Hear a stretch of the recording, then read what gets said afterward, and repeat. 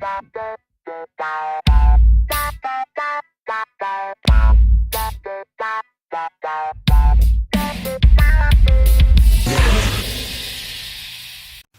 everybody, welcome to Upstairs to the Right Music. This is Mike McWilliams, your host.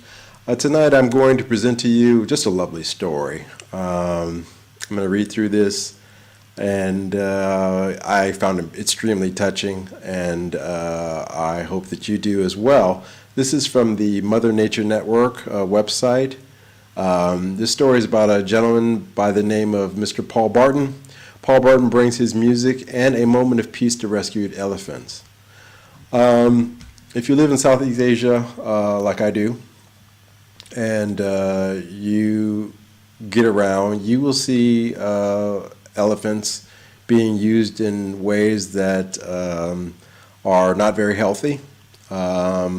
Fortunately, in recent years, a lot of sanctuaries for these abused animals are popping up, and people are donating their money and their time and energies in order to help these elephants, in this case, and other animals. I just think this is a lovely story. Let's get into it. The first time Paul Barton played a piano for elephants, an old blind male named Plar was closest to the piano. He was one of the many residents at a sanctuary for sick, abused, retired, and rescued elephants in Thailand, where Barton had decided to volunteer. He was having his breakfast of bana grass. It's bana grass there, you can see in the picture. But when he heard the music for the first time, he suddenly stopped eating with the grass protruding from his mouth and stayed motionless all through the music. I returned with the piano and stayed for long periods. There wasn't many visitors back then, so I could spend a lot of time each day alone with Plar and other elephants. Plar really liked slow classical music, and each time I played the piano or flute, he curled his trunk and held the tip trembling in his mouth until the music was over. So this music was having a physical effect on this elephant. That's just awesome. Barton says that he was heartbroken when Plar died. The elephant's previous owner had removed and sold his tusk, and an infection had set in. Despite the best efforts of the sanctuary veterinarians, the elephant didn't survive the infection.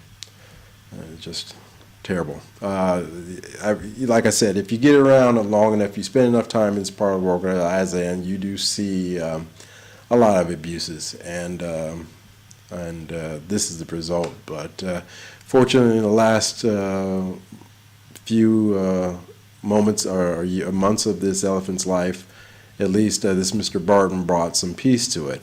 A self-taught pianist and classically trained artist, Barton had moved to Thailand for 3 months to teach piano at a private school.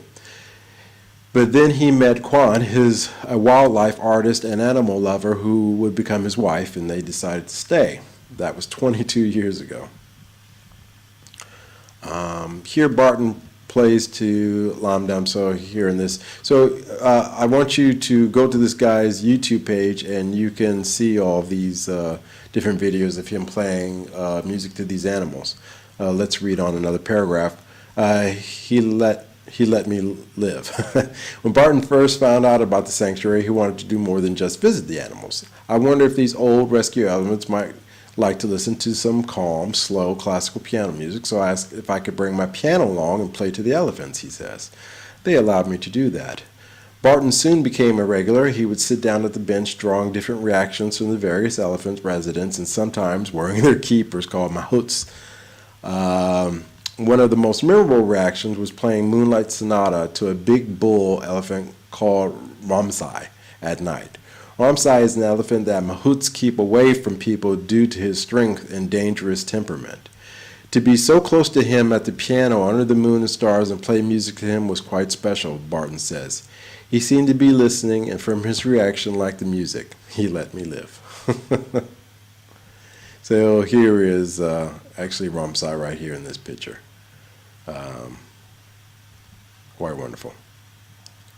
Barton says he knows there are inherent dangers being around such massive creatures, especially the large males, but these are the animals that seem to love the music the most. Interesting. With the bull elephants, I am always aware they could kill me at any moment, And the mahouts are aware of it too, and I could see they were nervous for me, he says. Up to now, it has been these dangerous and potentially aggressive bull elephants that are always kept well away from people that have reacted the most to expressive, slow classical music. There's something about the music in the moment that makes them feel calm. That's wonderful. First impressions matter. Each elephant responds in a different way to Barton's music. And he says his relationships are different with each elephant. Barton says his connection with that first elephant, Plara, is still probably his most amazing experience. Barton says he first learned that first impressions count with elephants. If you want to get on friendly terms with an elephant, the first time you meet, you give bananas. Okay, I'll keep that in mind.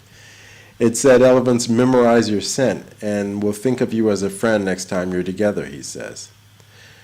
Some people have told him that elephants can smell fear. I was wondering this about Chaichana. This is Chaichana in the picture. The bull elephant in this photo above outstretched his trunk towards me over the piano top and sniffed around my head as I was playing to him. Barton says, when I play music to elephants, I always feel calm and happy, and thought that in that moment as the truck was close to my face that at least whatever scent I was giving off and he was picking up wasn't fear.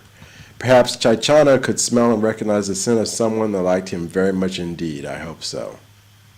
So, I want you to go to Mr. Paul Barton's YouTube channel and support him. I think that we say that music, is a healing, has a healing power. And I know this. I know this. I've seen it. Reading this story is yet another example I can add to that. I hope that this story touched you as much as it touched me. And I hope you guys are having a lovely day, evening, wherever you are. Take care. Like the show?